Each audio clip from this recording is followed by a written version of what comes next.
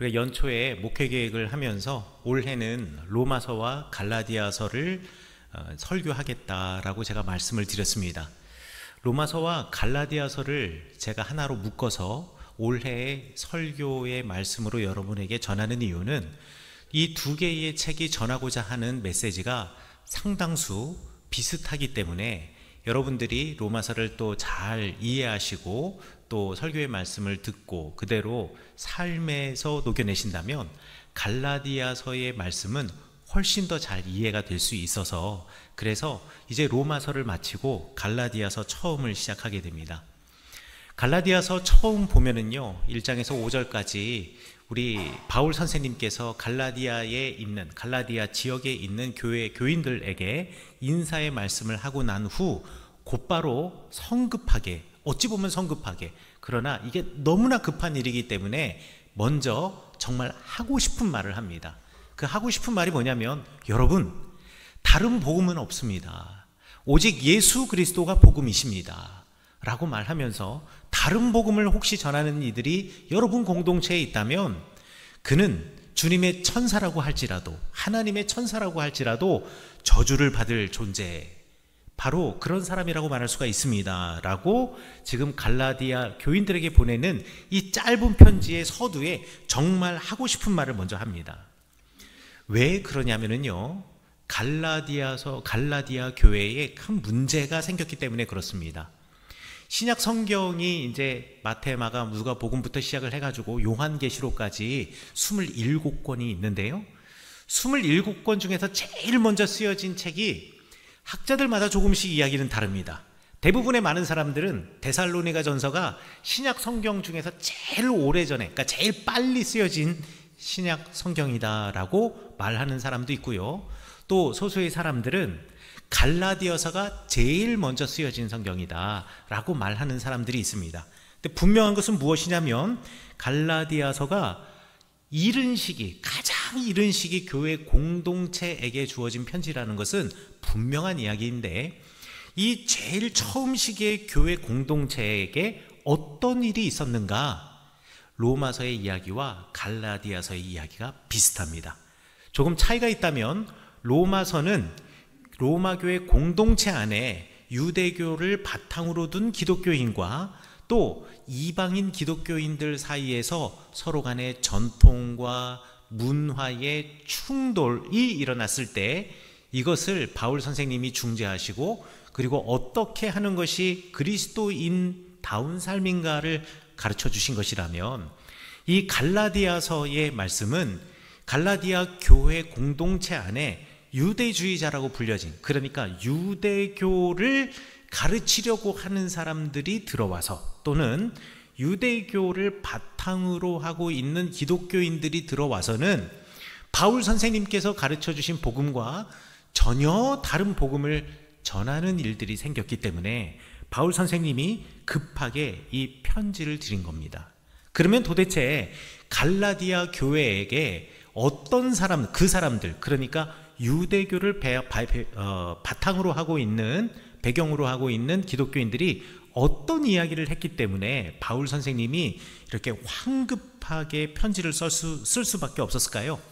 이것은 무엇이냐면, 우리가 구원을 받기 위해서는 예수님만으로 충분하지 않다라고 가르치는 사람들이 있었다라는 겁니다.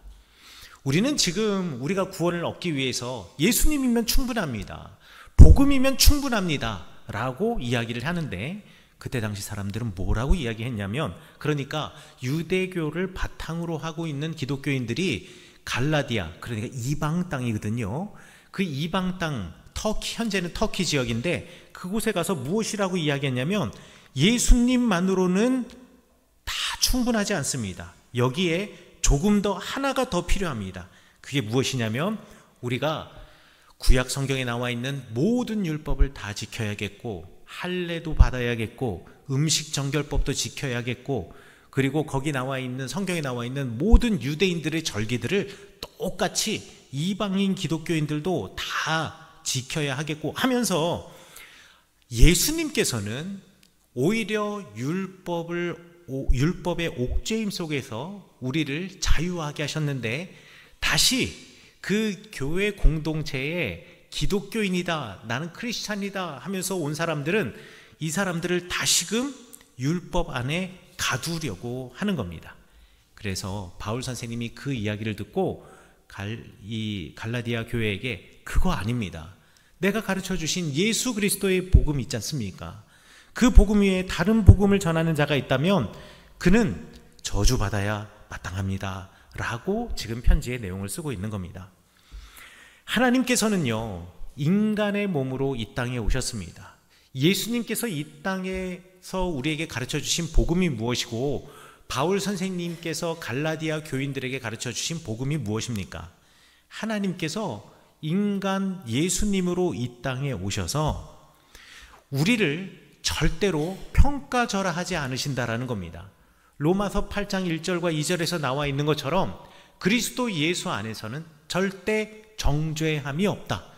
정죄라는 말, 제가 그리스어 카타크리마의 원래 의미가 평가절하하다라는 말이라고 가르쳐 드렸죠.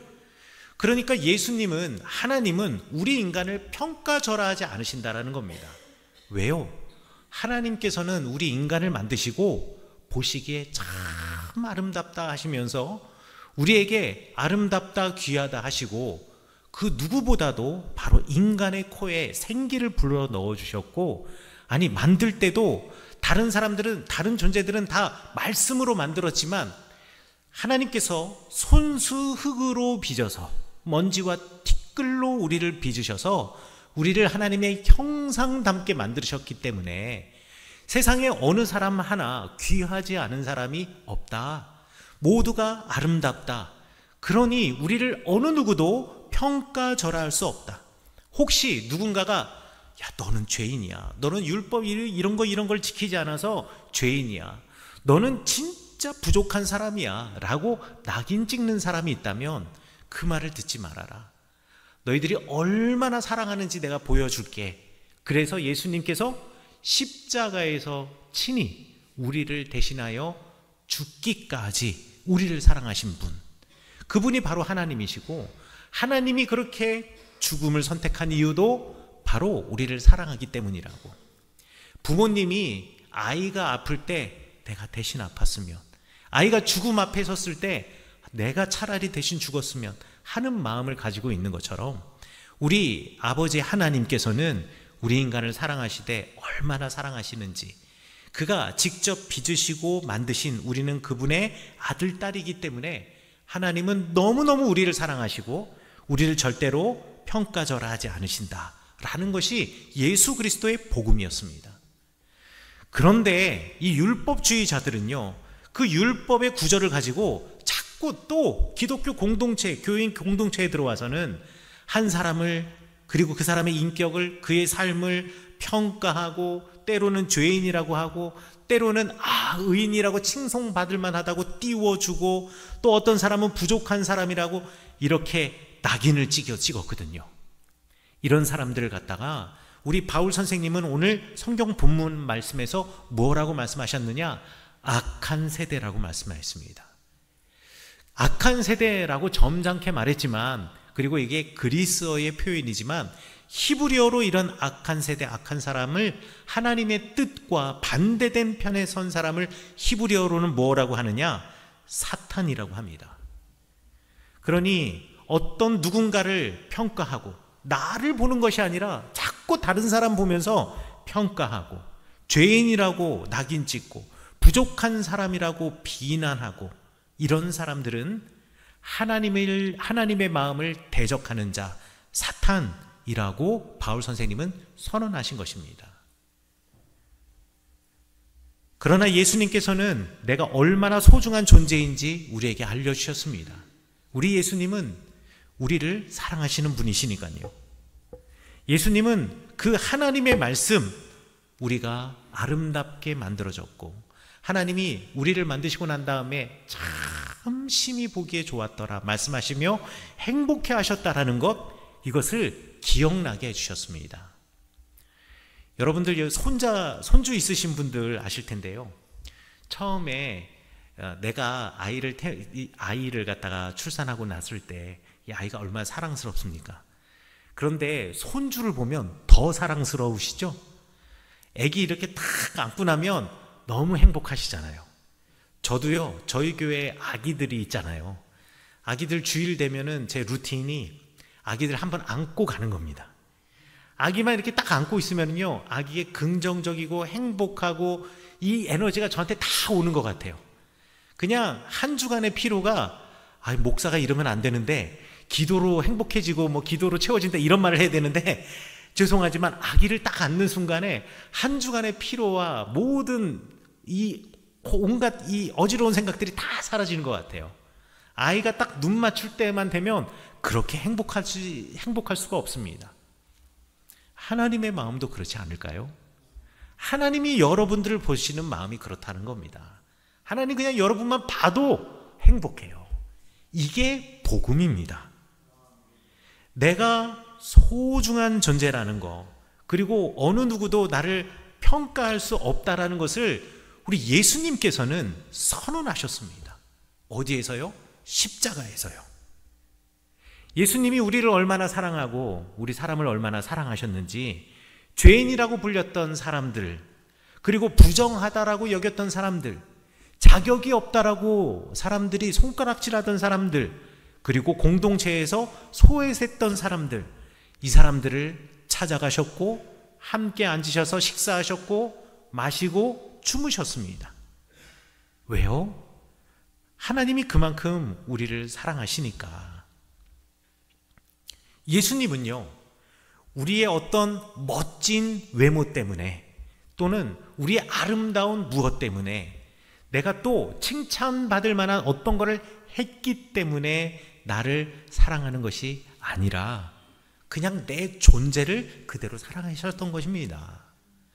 이 아기가 나에게 뭐 멋진 옷, 아기가 입어봤자 무슨 멋진 옷을 입겠습니까? 포대기 그냥 있는 거지요. 아이가 뭐를 아름다운 장신구를 했겠습니까? 아이가 나에게 칭찬받을 만한 일을 했습니까? 아니요.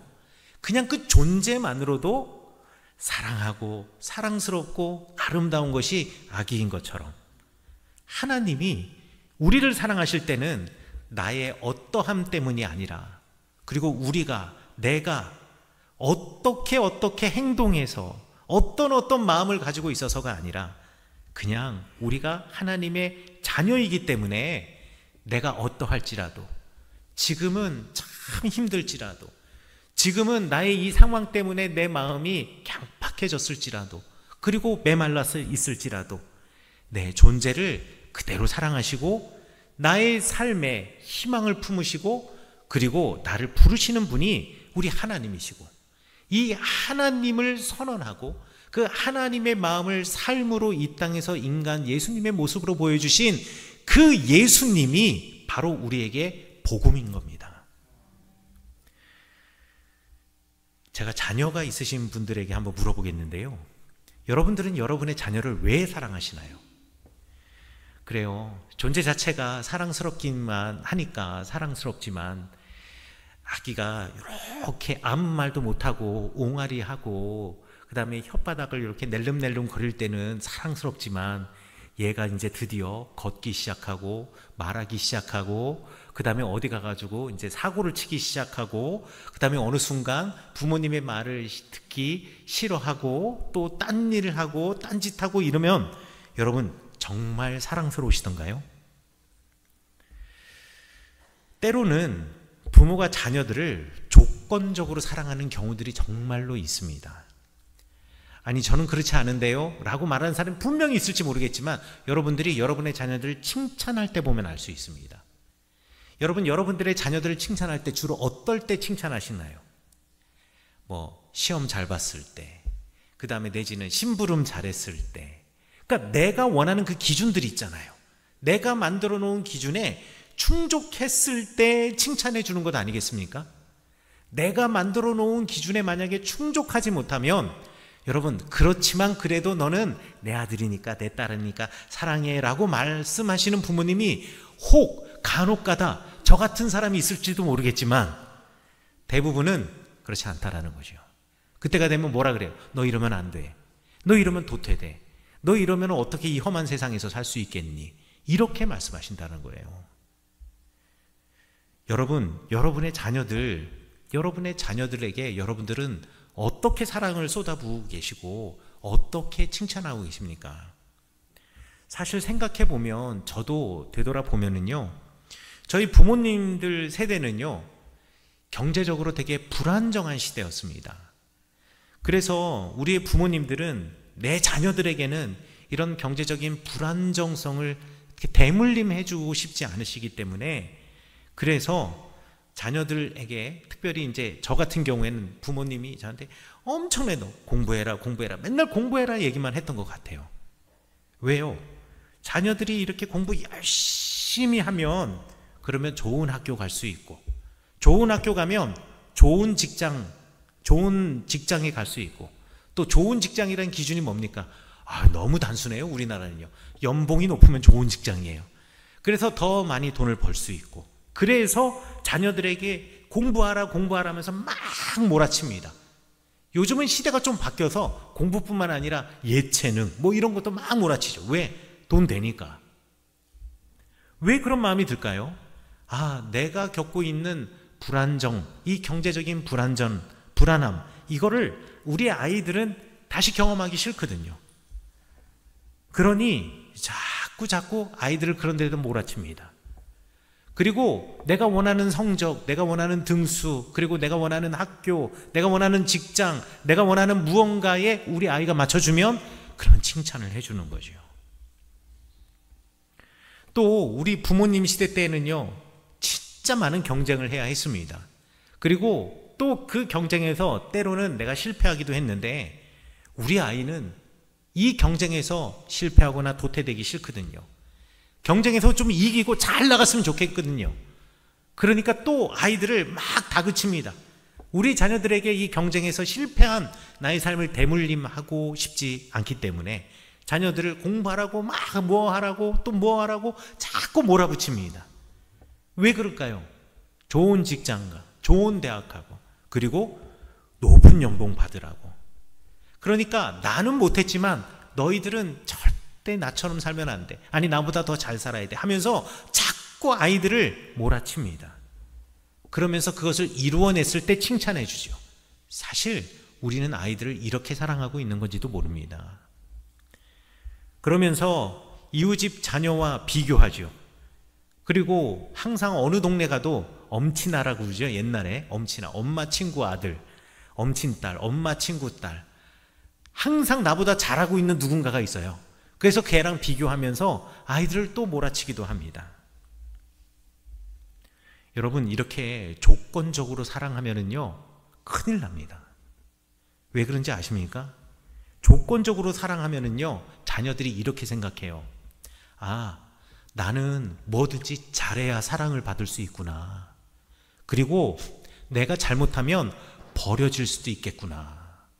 옛날 어머님들은, 저희 어머님만 해도 왜 항상 내가 아빠랑 사랑해서 너를 낳잖니 이러지 않고 다리 밑에서 주워와서 맨날 이런 얘기를 하는지.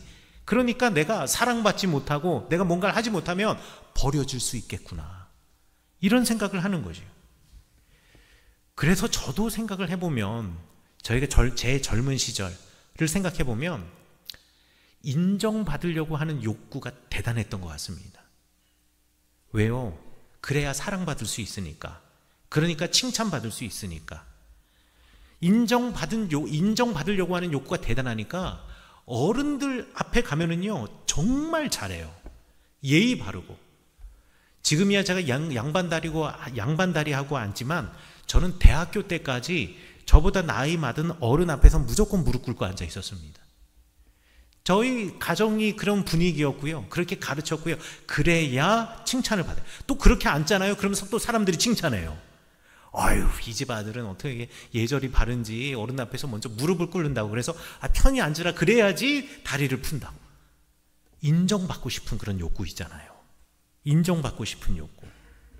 그런데요, 그런 제가 어떤 마음이 있었냐면, 누군가가, 제 친구든 누구이든 저와 함께 있는 사람 중에 누군가가 저보다 더 어른들로부터 아니면 어떤 공동체에서 인정을 받잖아요. 그럼 그걸 못 참아요. 그럼 그때부터는 걔는 내 친구가 아니에요. 경쟁자가 되는 거지. 그리고 내가 어찌되었든 그 친구보다 더 인정을 받았다 생각하면 그때 가서야 마음이 넓어집니다. 너는 내 친구야. 그때 가서. 친구가 아닌 거죠.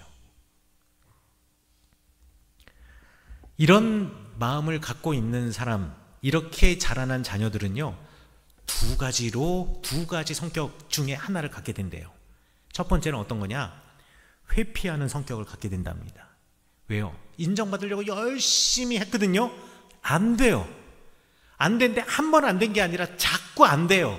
그러면 어떻게 하게 되냐? 아유, 나는 안 돼. 나는 어떻게 뭐 열심히 해도 안 돼. 어차피 해도 안 되니까 뭐 굳이 이걸 갖다가 이렇게 생각해요. 여러분들 혹시 자녀들 중에 또 이웃 아이를 보면서 이렇게 말씀하시는 분들 계실 겁니다. 쟤는 성격이 너무 좋아. 뭐가 있어도 다 허허거리고 뭐 그렇게 가지고 싶어 하지도 않고 욕심도 없고 참 애가 어떻게 애늙은이 같이 애가 진짜 여러분 자포자기한 걸지도 모릅니다. 여러분의 자녀나 그 아이가 자포자기한 걸지도 몰라요. 그리고 또 어떤 성격을 가지게 되냐면 이게 저는 이 두 번째 타입을 갖게 된 것 같아요. 완벽주의적인 성격을 갖게 됩니다. 왜요? 내가 완벽하게 모든 걸 다 끝내야지 인정받을 수가 있거든요. 완벽하게. 그런데요, 이런 완벽주의적인 성격을 갖고 있는 사람의 또 특징은 뭔지 아세요? 내가 완벽하게 끝나는 것을 추구하기 때문에 그렇지 않은 사람을 보면 평가절하해요. 야, 이것도 못해? 저것도 못해? 이것밖에 안 되는 거야 걔는? 이런 식으로 생각하게 된다는 겁니다. 제가 제 젊은 시절을 되돌아보면 정말 그렇게 각박하게 살았던 것 같아요. 그리고 그런 생각을 가지고 살았던 것 같습니다. 사람을 있는 그대로 인정하는 것이 아니라, 그리고 그를 사랑하지 못하는 것이 아니라 가치 평가의 대상으로 생각하게 되더라는 겁니다. 이게 왜 그런가요? 우리가 어려서부터 잘해야 한다. 그리고 너 이거 해야 된다. 그리고 잘하면 사랑을 주고 잘하면 칭찬해주고 잘못하면 칭찬이나 내지는 용기를 북돋아주기보다는 아유 네가 한 일이 그렇지 뭐, 아유 내 속이 터져, 이러면서 아이들에게 자꾸 짐을 주니까. 신앙생활도 마찬가지예요. 예수님은 우리에게 짐을 지워주시는 분이 아닙니다. 예수님이 뭐라고 말씀하셨습니까? 수고하고 무거운 짐진 자들아 다 내게로 오라. 그 짐 다 내려놓고 내가 너희에게 지어주는 가벼운 짐, 복음, 그거 붙잡고 살아가라 라고 말씀하지 않으셨습니까? 우리가 조건적으로 자녀를 사랑하면은요, 자녀들이 사랑에 대해서 왜곡된 인식을 가져요. 조건적으로 자꾸 비교하면서 사랑하잖아요. 그러면 내가 이거 잘못하면 가치 없는 존재라고 자기를 생각하게 됩니다. 그래서 스스로 자꾸 폐쇄적인 인간으로 바뀌어지게 돼요.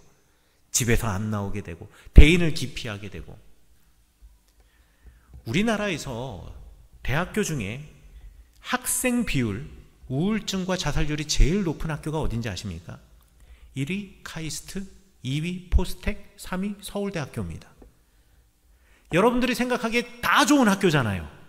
왜 그럴까요? 이 아이들이 학교 다니면서 비교당하면서 비교 우위에 경쟁하면서 이기며 올라온 애들이에요. 그러면서 늘 1등, 2등 하면서 대학 갔는데 그런 애들만 다 모아놓고 거기서 평생 태어나서 한 번도 내가 받아보지 못한 30등, 40등이라는 성적표를 딱 받아들면은요, 그러면 아이들이 뭐라고 생각하느냐? 아, 나는 존재의 가치가 없구나. 나는 사랑받지 못하겠구나. 나는 이 사회에서 도태되겠구나. 이런 생각을 해요. 아니, 어떻게 그런 생각을 할 수가 있죠? 그렇게 뛰어난 아이들이 그렇게 키워졌기 때문에 그렇습니다. 사랑에 대한, 칭찬에 대한, 존재에 대한 왜곡된 인식을 갖게 되는 겁니다. 그리고 사랑을 조건적이라고 생각하게 되는 거죠. 그리고 심지어는 하나님의 사랑도 조건적이라고 생각하는 겁니다. 그런데 하나님의 사랑은 조건적이지 않습니다. 복음이 그렇습니다. 복음은 예수 그리스도이십니다. 성경에 복음이 예수 그리스도라고 선언하셨습니다. 그리고 복음은 예수 그리스도가 가르치신 하나님의 말씀이기도 합니다. 그리고 복음은 예수 그리스도께서 보여주신 하나님의 마음이고 그 마음에 합당하게 살아가는 한 사람의 삶, 예수 그리스도의 삶이 곧 복음입니다. 그런데 예수님은 조건적이지 않으셨습니다. 너가 율법을 잘 아는 율법 학자이기 때문에 내가 너를 사랑한다 말하지 않으셨습니다. 내가 하나님과 늘 함께 붙어 살아가고 있는 제사장들이기 때문에 내가 너를 사랑한다, 특별히 사랑한다 말하지 않으셨습니다. 하나님의 말씀을 늘 필사하는 서기관이기 때문에 내가 너를 사랑한다 말씀하지 않으셨습니다. 오히려 예수님은 그들뿐만 아니라 우리가 자격 없다라고 생각하는 그들의 친구가 되어 주셨고 그들도 사랑하셨습니다. 할례를 해야만 하나님의 사랑을 받고 구원을 얻을 수 있다고요? 이거 다른 복음이라는 겁니다. 음식 규정을 잘 지켜야지만 우리가 하나님으로부터 사랑을 받고 구원을 얻을 수 있다고요? 이거 거짓 복음이라는 겁니다. 다른 복음이라는 겁니다. 절기를 잘 지키고 거룩한 날을 무조건 규칙적으로 형식적으로라도 잘 지켜야지만 하나님의 사랑을 받고 구원을 얻을 수 있다고요? 이거 이렇게 가르치는 이는 다른 복음을 전하는 사람들이라는 겁니다. 우리가 외적인 행동, 드러나 보이는 행동을 함으로 안심하고 마음이 평안해질 수는 있습니다. 내가 정말 하나님의 자녀가 맞는가? 내가 정말 구원을 받은 사람인가? 궁금하고 또 이런 질문이 들 때 그래, 나는 예배를 잘 드리니까 구원 받았을 거야. 아 그래, 나는 기도를 아침 점심 저녁 자고 일어날 때마다 하고 있으니까 나는 구원을 얻었을 거야. 나는 하나님이 사랑받는 사람일 거야. 아니, 외적인 행동으로 이런 마음의 평안과 안식은 받을 수 있겠지만, 그러나 그것이 한 사람의 존재에 대한 가치의 평가는 될 수 없다라는 겁니다. 하나님은 그래서 여러분을 사랑하시는 것이 아니라 하나님은 여러분들이 자녀이기 때문에 그저 사랑하시는 겁니다. 마치 아기를 안고 행복한 할머니 할아버지처럼 여러분들을 안고 하나님은 여러분들을 바라보시며 행복해 하신다라는 겁니다. 그래서 바울 선생님은 갈라디아 교인들에게 이렇게 말씀하십니다. 어떤 것을 해야만 구원을 얻을 수 있고 또 어떤 율법을 지켜야만 하는 구원을 이야기하는 사람이 있다면 그는 다른 복음을 이야기하는 자이고 그 사람은 하늘의 천사일지라도 저주를 받을 것이다. 예수 그리스도의 복음, 예수 그리스도의 삶은 여러분이 지금 있는 모습 그대로 여러분들을 사랑하시는 하나님의 마음, 그리고 여러분들을 있는 그대로 사랑하시는 하나님의 사랑, 이것이 참된 복음의 핵심이다라는 것입니다. 사랑하는 성읍교회 성도 여러분, 여러분들은 어떤 복음을 가지고 살아가고 계십니까? 여러분들은 정말 하나님이 사랑하시는 주의 사람입니다. 여러분들이 지금 어떠할지라도 여러분들은 하나님의 사람입니다. 혹시 여기 자녀분들 계시는데 오늘 예배 나오기 전에 엄마 아빠한테 혼나고 온 사람이 있더라도 여러분은 하나님이 사랑하시는 분입니다. 여러분들이 여러분의 자녀들에게 섭섭한 마음이 있더라도 여러분들은 그 자녀는 하나님이 사랑하시는 사람입니다. 오늘 정말 왼수 같은 나 배우자 때문에 속상한 마음으로 교회 왔을지라도 그분, 나의 배우자를 하나님은 사랑하시고 여러분도 하나님이 사랑하십니다. 여러분, 이것이 복음입니다. 그거 외에는 다른 복음이 없습니다. 이 복음을 가지고 여러분이 여러분 자신을 사랑하시고 또한 옆에 있는 나의 가족, 내 옆에 있는 사람들을 사랑하시는 여러분 되시기를 간절히 축원합니다.